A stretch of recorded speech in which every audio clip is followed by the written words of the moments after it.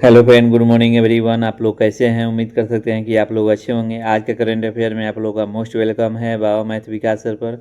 Video के last तक बने रहिएगा। बहुत सारे क्वेश्चन जो है यहाँ से एग्जाम में देखने को मिल सकता है। तो चलते हैं क्वेश्चन फर्स्ट पर। फर्स्ट क्वेश्चन जो है मोस्ट इम्पोर्टेंट है। पहला राउंड में पहले क्वेश्चन को सारा समझ लीजिए, इसके बाद दूसरा राउंड में लिख लीजिएगा। तो पहले समझने का मतलब कि प्रयास कीजिए। हाँ, वीडियो अच्छा लगे तो प्लीज़ आपसे रिक्वेस्ट है कि मतलब कि लाइक एंड सब्सक्राइब कर दीजिएगा। अगर आप लाइक एवं सब्सक्राइब नहीं करते हैं तो हमको थोड़ा चोट चोट पहुंचाते हैं। और लाइक सब्सक्राइब करने से कुछ मिलता नहीं है, लेकिन हमको जो है मनोबल बढ़ेगा और आपको जो है बेहतरीन से और कंटेंट देने के और समझाने का प्रयास करेंगे। तो चलते हैं। फर्स्ट क्वेश्चन ये है कि थानिया नाथन जो है किस राज्य की पहली दिव्यांग महिला जज बनी? थानिया नाथन किस राज्य की पहली दिव्यांग महिला जज बनी? Thaniya Nathan become the first disable women जज ऑफ विच स्टेट? याद रखिएगा, ये जो है ऑप्शन सी जो है सही होगा। नहीं, केरल को जो है थानिया नाथन जो है दिव्यांग महिला बनी, जो कि आँख से इनको दिखाई नहीं देता है। थानिया नाथन को आँख से जो है मतलब कि दिखाई नहीं देता है, फिर भी पूरा संघर्ष करके माने समझ जाइए कि जो नेत्रहीन मतलब कि जो महिला है और वो इतना प्रयास करती है, इतना मेहनत करती है, वो लास्ट में क्या बनती है? जज। याद रखिएगा, पहली ये महिला जो थी कि मतलब कि केरल का कि जो है थानिया नाथन जो है बनी। याद रखिएगा, ऑप्शन जो है सी जो है केरल होगा। अब चलते हैं केरल के बारे में कुछ आपको का जो फैक्ट है इसके बारे में बताते हैं। देखिए, अगर केरल की राजधानी पूछेगा केरल की राजधानी क्या है तो याद रखिएगा तिरुवनंतपुरम। याद रखिएगा, केरल की जो राजधानी है कहाँ है तो तिरुवनंतपुरम है। अगर केरल के मुख्यमंत्री पूछेगा कि केरल के मुख्यमंत्री कौन है तो पिनराई विजयन है। याद रखिएगा, केरल के मुख्यमंत्री कौन है तो पिनराई विजयन। याद रखिएगा। और केरल के ये पूछ कर ये पूछ सकता है कि राज्यपाल कौन है तो श्री राजेंद्र विश्वनाथ अलंकर है। याद रखिएगा, श्री राजेंद्र विश्वनाथ अलंकर है।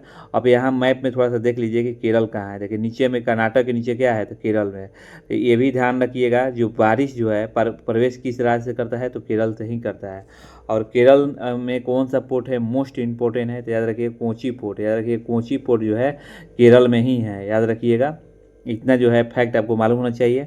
और हाँ, केरल को भगवान परशुराम की भूमि भी कहा जाता है। याद रखिए, केरल जो राज्य है, ये जो केरल राज्य मैप में है, इसको मतलब कि भगवान के परशुराम भूमि भी कहा जाता है। याद रखिएगा, केरल को मतलब कि भगवान विष्णु का क्या कहता है?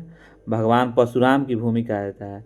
और केरल को माने परशुराम क्षेत्रम भी कहा जाता है, परशुराम की भूमि, और चाहे कहिए परशुराम का क्षेत्रम। और केरल को प्राचीन पुराना नाम क्या था तो चेरलम था। क्या था? चेरलम था। अंग्रेज ने आया और चेरलम को केरला केरला कहने लगा। याद रखिएगा। तो मैंने केरल का जो प्राचीन नाम था क्या था? चेरलम था। याद रखिएगा। और केरल जो है, ये जो केरल जो है माने रबर उत्पादन में नंबर वन है। भारत का नंबर माने रबर उत्पादन में जो केरल है जो कि नंबर वन है। और दुनिया में मतलब कि समझिए काली मिर्च उत्पादन में केरल जो है सबसे आगे। दुनिया भर में केरल जो है काली मिर्च उत्पादन में मतलब कि सबसे आगे है। आपको मालूम होगा कि वास्को डिगामा जो है केरल के कालीकट पे आया था। आपको मालूम होगा कब आया था? मैंने वास्को डिगामा 1498 में। याद रखिएगा, यहीं केरल पे आया था। याद रखिएगा, क्या लेने तो मसाला लेने। फिर इसके बाद है, अब हाल ही में आपको मालूम हुआ कि केरल में ऑर्किड की नई प्रजाति खोजी गई। याद रखिए, केरल में अभी हाल ही में माने कौन सी प्रजाति खोजी गई तो ऑर्किड। याद रखिएगा, केरल में सबरीमाला जो है, केरल में जो है सबरीमाला श्री धर्म संस्था मंदिर मंडला पूजा आयोजित की गई। याद रखिएगा, भारत का पहला माने 24/7 open network on court Kerala में कोलम में खुला। याद रखिएगा, 24 घंटा जो है मतलब कि केरल में कोलम में खुला गया है। याद रखिएगा, व्यक्तिगत इलेक्ट्रॉनिक वाहन अपनाने में केरल सबसे आगे है। याद रखिएगा। और केरल जो है अरलम वन जीव अभयारण्य का नाम बदलकर क्या रखा गया तो अरलम तितली अभयारण्य। याद रखिएगा, अरलम क्या रखा गया तो तितली अभयारण्य। इतना जो है आपको केरल से जो फैक्ट जो है आपको मालूम होना चाहिए। अब चलते हैं दूसरा क्वेश्चन पर। दूसरा भी क्वेश्चन जो है 2 नंबर बहुत इंपॉर्टेंट है। 2 नंबर भी क्वेश्चन जो है बहुत इंपॉर्टेंट है, इसको ध्यान से समझिएगा। देखिए, 2 नंबर क्वेश्चन ये है कि फरवरी 2026 में दुनिया का सबसे बड़ा AI इवेंट कहाँ शुरू किया गया है? मैंने कह रहा है कि दुनिया के सबसे बड़ा दुनिया का मैंने सबसे बड़ा AI इवेंट कहाँ शुरू किया गया है तो ये अपना भारत में, यानी भारत में कहाँ तो नई दिल्ली। ऑप्शन बी जो है सही होगा। यहाँ भी ऑप्शन बी जो है सही होगा। याद रखिएगा। नई दिल्ली। अब चलिए नई दिल्ली के बारे में आ गए हैं तो याद रखिए नई दिल्ली में कहाँ खोला गया, तो याद रखिएगा नई दिल्ली जो है भारत का मंडपम में, याद रखिएगा। थोड़ा हम आपको एआई के बारे में कुछ चर्चा कर लेते हैं, इसके बाद जो है इसका फैक्ट बताएंगे। देखिए अभी आने वाला भविष्यवाणी जो है एआई का ही होगा राज, याद रखिएगा। जो भविष्यवाणी जो है किया जा रहा है एआई का ही राज होगा। देखिए एआई जो है अब आने से आपको डॉक्टर के भी नौकरी जो है खतरा में है, और वकील का भी नौकरी जो है खतरा में है, मतलब कि बहुत सारे लोग का जो है नौकरी जो है खतरा में है। अब देखिए एआई के इंसान बनाया, याद रखिए इंसान कौन बनाया, एआई बनाया। और एआई की जब बनाया है तो ये आपको मालूम होगा कि जब एआई को सब कुछ बुझा रहा है कि हम मतलब कि ये मतलब कि डॉक्टर भी बन जा रहा है, सारा दवाई भी बता दे रहा है, तो एआई क्यों नहीं मतलब कि जो है हम लोग क्या करते हैं एआई को कंट्रोल करते हैं, किस कैसे कंट्रोल करते हैं, तो कंप्यूटर के माध्यम से कंट्रोल करते हैं। तो एआई क्यों भूल जा रहे हैं कि जो कंप्यूटर के माध्यम से एआई को जब हम कंट्रोल करते हैं तो एआई क्यों नहीं कंट्रोल कंप्यूटर को मतलब कि कंट्रोल कर सकता है, ज़रूर करेगा। लेकिन एआई आने से बहुत मतलब कि माने माने क्या है मतलब कि काम जो है आसान पड़ जाएगा, काम तो आसान पड़ जाएगा लेकिन दुनिया में बहुत संकट होने वाला है। लेकिन आने वाला राज जो है एआई का ही है, याद रखिएगा। तो फरवरी में अभी देखिए एआई जो है हमारे भारत में देखिए बहुत पिछड़ा हुआ है। अमेज़न ये सब जो है अमेरिका के है, अब ये सब जो है अमेरिका के है, लेकिन अमेरिका जो है और जो बगल जो है मतलब कि जो देश है कंट्री है वो आगे हो गए हैं। और हमारे भारत का जो आईआईटी कंपनी है, आईआईटी कंपनी जो है अभी तक कुछ नहीं कर पाई है, मतलब कि दुनिया का जो है छिपाने के लिए, मतलब कि हम नहीं बताएंगे अब यहाँ नहीं बोल सकते हैं, दुनिया मैंने छिपाने के लिए मतलब कि दुनिया को केवल पोस्टल दिखाया जा रहा है, माने भारत को लोग को पोस्टल दिखाया जा रहा है कि देखिए दुनिया का सबसे बड़ा जो है एआई इवेंट कहाँ शुरू किया जा रहा है, तो भारत में ही शुरू किया जा रहा है। और लोग बहुत दूर दूर के यहाँ के आकर मतलब कि क्या करेंगे, हर कंपनी जो है यहीं बनाएगी और इन्वेस्ट करेगी, याद रखिएगा। चलिए अब हम चलते हैं, अभी जब नई दिल्ली की बात आ गया है तो कुछ इसके बारे में बताते हैं। देखिए तीसरा क्वेश्चन, हाँ बने रहिएगा। एआई पर जो है मान लीजिए कि एआई की बात हो गया है, ये दुनिया का सबसे बड़ा एआई इवेंट शुरू कहाँ हो रहा है, नई दिल्ली में। यहाँ से कई क्वेश्चन पूछ सकता है, तो हम सारा क्वेश्चन ले लिए हैं, बस इसको देखते रहिए। देखिए कह रहा है कि इस मेगा एआई इवेंट का नाम क्या है, इस मेगा एआई इवेंट का नाम क्या है, याद रखिएगा। What is the name of this mega AI event. तो ऑप्शन ए जो है सही होगा, याद रखिएगा ऑप्शन ए जो है सही होगा, यानी क्या होगा एआई, ऑप्शन ए जो है सही होगा इंडिया एआई इम्पैक्ट समिट 2026, याद रखिएगा। मेगा एआई का माने नाम जो है इंडिया एआई इम्पैक्ट जो है समिट है, याद रखिएगा। नेक्स्ट क्वेश्चन है 4 नंबर, इस कार्यक्रम का जो है औपचारिक जो है, इस कार्यक्रम का जो औपचारिक उद्घाटन किसने किया, मैंने इस कार्यक्रम का औपचारिक उद्घाटन जो है किसने किया, तो याद रखिएगा ये भी क्वेश्चन आ सकता है। तो ऑप्शन सी जो है सही होगा, यानी प्रधानमंत्री नरेंद्र मोदी ने किए, याद रखिएगा एआई के जो है अभी मतलब उद्घाटन के किए तो प्रधानमंत्री नरेंद्र मोदी। चलिए पाँचवा क्वेश्चन ये भी पूछ सकता है कि बताइए कि इंडिया का एआई इम्पैक्ट समिट 2026 में कितने दिन तक चलेगा, इंडिया में जो है एआई का इम्पैक्ट जो है कि मतलब कितने दिन चलेगा, तो ऑप्शन याद रखिएगा सी जो है सही होगा ना 5 दिन, याद रखिएगा 5 दिन जो है चलेगा, और माने 16 फरवरी से 20 फरवरी तक, ठीक है।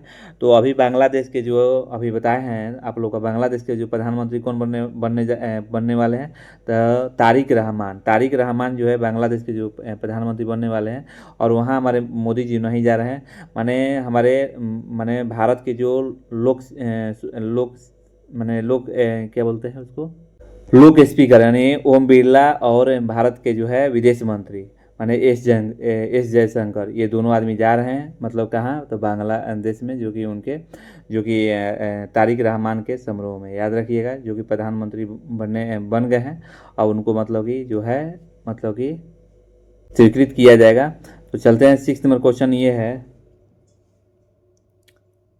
इस समिट के प्रमुख तीन जो है, इस समिट के प्रमुख 3 आधारभूत स्तंभों कौन से हैं, याद रखिएगा इस समिट के जो है प्रमुख 3 आधारभूत स्तंभों कौन से हैं, तो ऑप्शन बी जो है सही होगा, यानी पीपल, प्लेनेट और प्रोग्रेस, याद रखिए पीपल, प्लेनेट एंड प्रोग्रेस, याद रखिए। क्वेश्चन को कहीं से भी क्वेश्चन घुमा के पूछ सकता है, एग्जाम ले रहा है तो बहुत घुमा घुमा के दे रहा है, तो इसलिए हम पूरा एआई पे उठा लिए हैं। मैंने पूरा किया मतलब कि 2 और क्वेश्चन है, फिर इसके बाद आगे क्वेश्चन चलेंगे। इस आयोजन में लगभग कितने टेक कंपनियों अपने एआई सोल्यूशन पेश कर रही है? तो याद रखिएगा ऑप्शन सी जो है, याद रखिएगा सही हुआ, 300 कंपनी जो है पेश कर रही है। 8 नंबर क्वेश्चन ये है, बताइएगा इस शिखर सम्मेलन में भारत के अलावा कितने देश प्रतिनिधि शामिल होंगे? याद रखिएगा 100 से अधिक। याद रखिएगा ऑप्शन बी जो है सही होगा, 100 से अधिक। चलिए अब यहाँ दिल्ली के बात आ गया है तो कुछ दिल्ली के फैक्ट बता रहे हैं। देखिए दिल्ली का अगर पूछा जाए कि दिल्ली के जो है मुख्यमंत्री कौन है, तो रेखा गुप्ता। और दिल्ली के उपराज्यपाल पूछेगा तो विनय कुमार सक्सेना, याद रखिएगा। और दिल्ली की राजधानी पूछेगा तो याद रखिएगा नई दिल्ली। और याद रखिएगा दिल्ली को पुराना नाम क्या था? देखिए इंद्रप्रस्थ। याद रखिए दिल्ली का पुराना नाम क्या था? इंद्रप्रस्थ। पांडवों का राजधानी जो है, 5 पांडव थे ना द्वापर युग में, तो 5 पांडवों का राजधानी जो था कहाँ था? तो इंद्रप्रस्थ था, जो दिल्ली का सबसे पुराना नाम माना जाता है। याद रखिएगा इंद्रप्रस्थ। इंडिया जो है, और हाँ इंद्रप्रस्थ जो है आपको ये भी मालूम होना चाहिए, इंद्रप्रस्थ जो है ये इंद्रदेव का जमीन भी कहा जाता है। इंद्रप्रस्थ जो है इंद्रदेव का क्या कहा जाता है? जमीन भी कहा जाता है। और देखिए इंडिया जो है एआई इम्पैक्ट समिट दिल्ली में किया गया है। याद रखिएगा पीएम द्वारा सेवा तीर्थ जो है और कर्तव्य भवन का उद्घाटन मतलब किया गया है दिल्ली में। याद रखिएगा।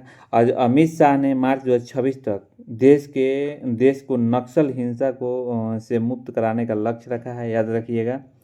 और चलते हैं नेक्स्ट क्वेश्चन पर। 9 नंबर क्वेश्चन ये है कि हाल ही में पीएमओ का नाम बदलकर क्या किया गया है? कह रहा है कि हाल ही में पीएमओ का नाम बदलकर क्या किया गया है? याद रखिएगा ऑप्शन सी जो है मैंने सही होगा, सेवा तीर्थ है। याद रखिएगा जो हाल ही में पीएमओ का नाम बदलकर क्या किया गया है, तो सेवा तीर्थ है। याद रखिएगा। 10 नंबर क्वेश्चन ये है, हाल ही में किस देखिए हाल ही में किस बैंक ने भारतीय सेना के सम्मान में सोल्जर थॉन 2026 की घोषणा की है? हाल ही में किस बैंक ने भारतीय सेना के सम्मान में सोल्जर थॉन 2026 की घोषणा की है? तो याद रखिएगा ऑप्शन जो है बी जो है सही होगा, यानी पीएनबी। यानी पीएनबी जो है मैंने हाल ही में किस बैंक के भारतीय सेना के मतलब कि सम्मान में सोल्जर थॉन 2026 की घोषणा की है? तो याद रखिएगा पीएनबी। अब चलिए यहाँ पर पढ़ लेते हैं पीएनबी मतलब। पीएनबी जो है सोलर थॉन 2026 का एक राष्ट्रव्यापी आंदोलन के रूप में परिकलित किया गया है, जो सैनिक, पूर्व सैनिक, नागरिक और युवाओं और फिटनेस के प्रति उत्साही लोगों का एक साथ लाता है। याद रखिएगा। चलिए यहाँ पर जब पंजाब बैंक के आगे है तो बहुत सारे बैंक जो है इसके बारे में हम थोड़ा जानकारी देते हैं। देखिए पंजाब बैंक जो है की स्थापना 19 मई 1894 को हुई थी। याद रखिएगा। पंजाब नेशनल बैंक का स्थापना कब हुआ था? तो 19 मई 1894 को हुई थी। और यह भारत का पहला स्वदेशी बैंक है। अगर क्वेश्चन आएगा कि बताइए भारत का सबसे पहला स्वदेशी बैंक कौन है, तो यानी पंजाब नेशनल बैंक। यह लाला लाजपत राय द्वारा बनाया गया है, यह स्थापित किया गया है। मैंने जो पीएनबी जो है यानी लाला लाजपत राय के द्वारा जो है स्थापित किया गया है। लाला लाजपत राय कहाँ के थे? तो याद रखिए पंजाब का। पंजाब के मतलब गेहूँ का कटोरा भी कहा जाता है। ऐसे रिलेट करके क्वेश्चन याद रखिएगा तो याद हो जाएगा। देखिए कि एक्सिस बैंक ने लघु एवं माध्यम उद्योगों के लिए बिना गारंटी के roof top solar loan launch किया है। याद रखिएगा। आगे क्वेश्चन है कि त्रिपुरा ग्रामीण बैंक ने भारत का पहला आरबीआई सह ब्रांडेड रूप से जो है क्रेडिट कार्ड लॉन्च किया है। याद रखिएगा। नेक्स्ट क्वेश्चन ये है इसमें, बताइएगा Sarvesh Ranjan union bank of India के नए चीफ जनरल मैनेजर बने हैं। याद रखिएगा। Sarvesh Ranjan union bank of India के नए चीफ जनरल मैनेजर बने हैं। और एसबीआई ने चाकरा नाम से एक सेंटर ऑफ एक्सीलेंस लॉन्च किया है। याद रखिएगा। कर्नाटक बैंक ने खजाने टू जो है रसीद भुगतान शुरू किया है। याद रखिएगा। कर्नाटक बैंक को बेस्ट फिनटेक और डीपीआई अपनाने के लिए आईबीए अवार्ड मिला है। याद रखिए। कर्नाटक बैंक को बेस्ट फिनटेक और डीपीआई अपनाने के लिए आईबीए अवार्ड मिला है। याद रखिएगा। चलते हैं नेक्स्ट क्वेश्चन पर।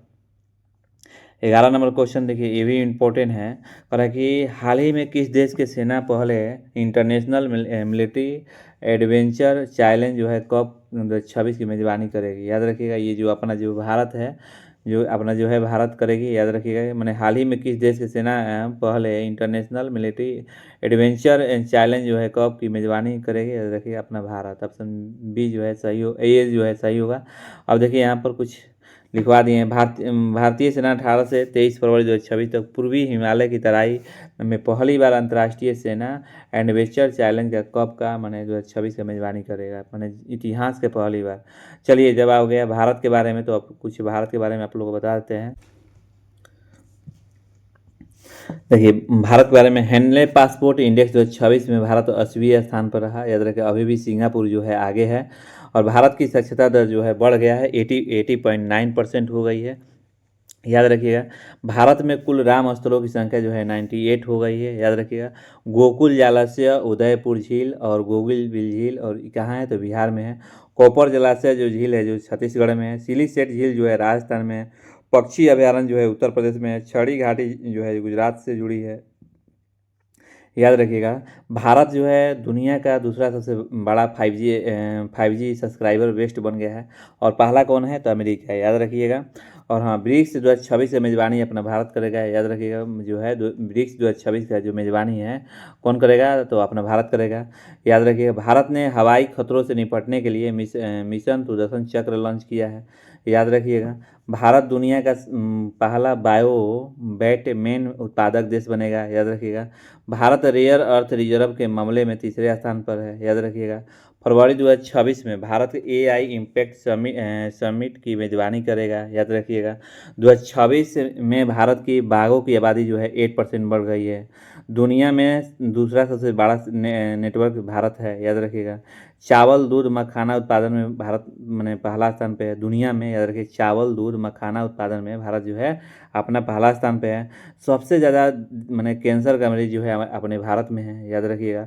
भारत 95 देशों को जोड़कर पहले वैश्विक विग कैट शिखर सम्मेलन की मेजबानी करेगा, याद रखिएगा। और भारत जो है, भारत के वैज्ञानिक ने धूप से चलने वाले चार्जिंग ऊर्जा का उपकरण विकसित किया है हाल ही में, याद रखिएगा। चलिए वीडियो अच्छा लगे तो प्लीज़ लाइक ज़रूर कर दीजिए और सब्सक्राइब कर दीजिए। अगर आप लाइक नहीं करते हैं तो हमको दुख पहुंचाते हैं। और मेरे एक छोटा सा वर्क है, मैं गुरुदक्षिणा की तरफ में, तो देर मत कीजिए, 1 सेकेंड लगेगा। अगर नहीं करते हैं तो हमको दुख पहुंचाते हैं, और आपका जो मर्जी करे या ना करें। चलिए देखिए, होमवर्क जो है आप लोग का जो है, जो बच्चे यहाँ से जो होमवर्क दे रहे हैं ये कमेंट में मेंशन कर दीजिएगा। और जो बच्चे कमेंट में अच्छे से विश्लेषण करेंगे उनका जो है नाम लिया जाएगा। देखिए पहला क्वेश्चन ये है आप लोग का कि सर्वाधिक वर्षा वाला राज्य कौन सा है, याद रखिएगा। सर्वाधिक वर्षा वाला राज्य कौन सा है, which state receive the highest rainfall, याद रखिएगा। तो ये आप लोग कमेंट में मेंशन कीजिए, कई बार एग्जाम में आया हुआ है। हम जितना ये होमवर्क दे रहे हैं ना, और तो आप लोग पर डे जो है अगर इसको कमेंट में मेंशन कर दे रहे हैं और इसको याद कर ले रहे हैं, तो इतना ही में आपको जीके जीएस जो है कंप्लीट हो जाएगा। न्यूनतम वर्षा वाला राज्य कौन सा है, तो which state the receive the least rainfall, याद रखिएगा कौन सा है। सबसे प्राचीन पर्वत कौन सा है, तो which is the oldest mountain, बताइएगा। भारत का सबसे मतलब जो है प्राचीन पर्वत कौन सा है, याद रखिएगा। भारत में पहली बार जनगणना जो है शुरुआत कब हुआ, याद रखिए। भारत में शुरुआत कब हुआ, याद रखिए। भारत में पहली बार जनगणना शुरुआत कब हुआ था। अच्छा, 5 नंबर क्वेश्चन ये है आप लोग का होमवर्क में, स्वतंत्र भारत की पहली जनगणना कब हुआ। 6 नंबर क्वेश्चन ये है कि भारत के कुल पड़ोसी देशों की संख्या कितनी है, पूरा का नाम लिखिए। ये आप लोग का होमवर्क है और इसको कल बताते हैं।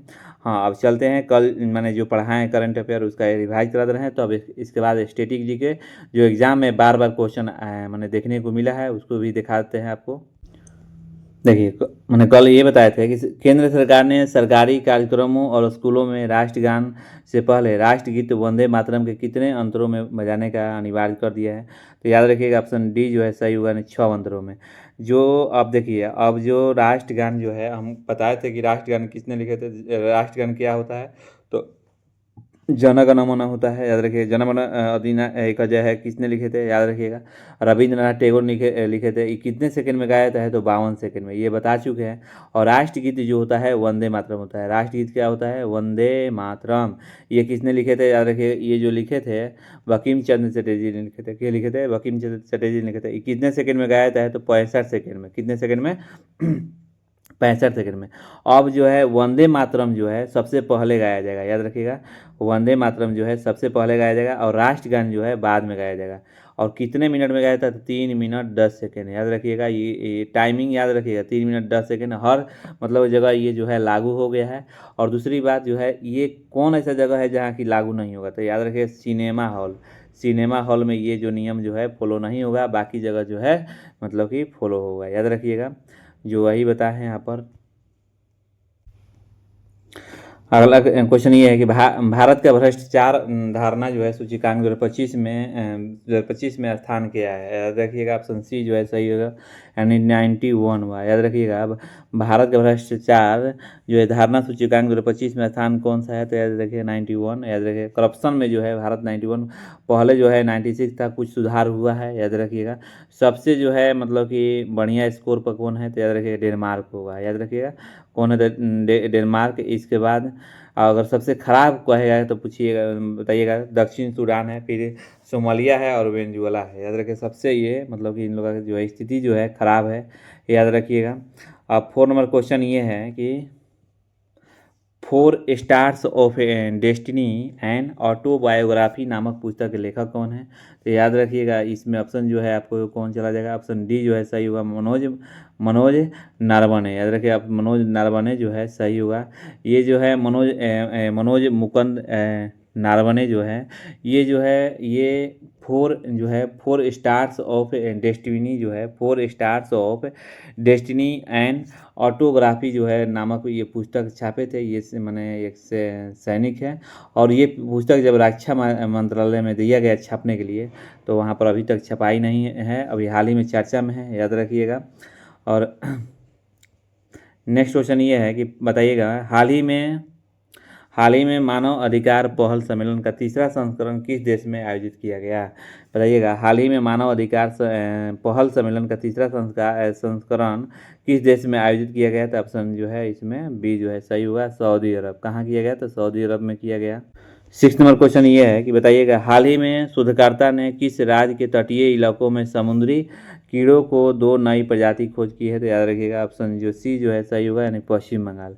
तो याद रखिए पश्चिम बंगाल जो है धान के चावल के उत्पादन में दुनिया का नंबर 1 बन गया है, याद रखिएगा। इतना इम्पोर्टेंट क्वेश्चन है। हाल ही में 7 नंबर क्वेश्चन है कि हाल ही में किस राज्य सरकार ने विधायकों के लिए एआई आधारित जो है डिजिटल उपस्थित प्रणाली शुरू किया है? तो याद रखिएगा ऑप्शन सी जो है आंध्र प्रदेश। आंध्र प्रदेश राजधानी आपको मालूम है कि यहाँ तो अमरावती है, और ये जो है आंध्र प्रदेश जो है मैंने केला उत्पादन में सबसे नंबर 1 है। हाँ, हाल ही में किस देश ने नई हाइपरसोनिक मिसाइल जो है मैंने सफल परीक्षण किया है? तो अपना भारत, याद रखिएगा। हाल ही में किस देश ने नई जो है हाइपरसोनिक मिसाइल जो है सफल परीक्षण किया है? तो याद रखिएगा अपना भारत। और 9 नंबर क्वेश्चन ये है, बताइएगा वर्ष 2026 में शीतकालीन ओलंपिक खेलों का आयोजन जो है किस देश में किया जा रहा है? तो ऑप्शन जो है सी जो है सही होगा, इटली। याद रखिए इटली में किया जा रहा है।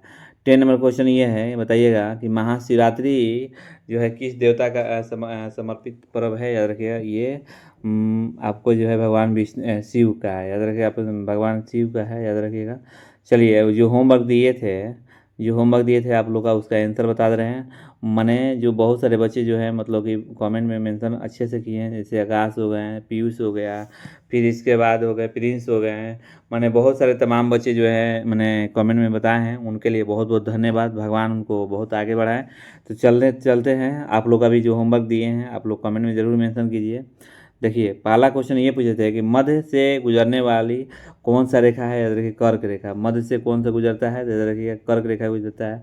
ये दूसरा क्वेश्चन कई बार एग्जाम में देखने को मिला है, कर्क रेखा कितने डिग्री का होता है? How many degree is the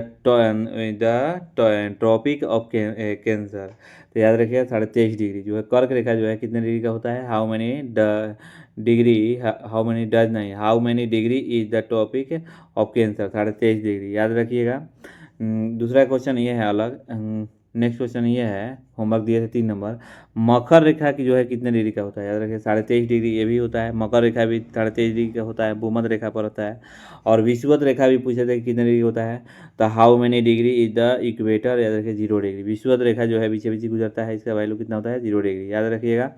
और उत्तरी ध्रुव कितने डिग्री का होता है, याद रखिएगा।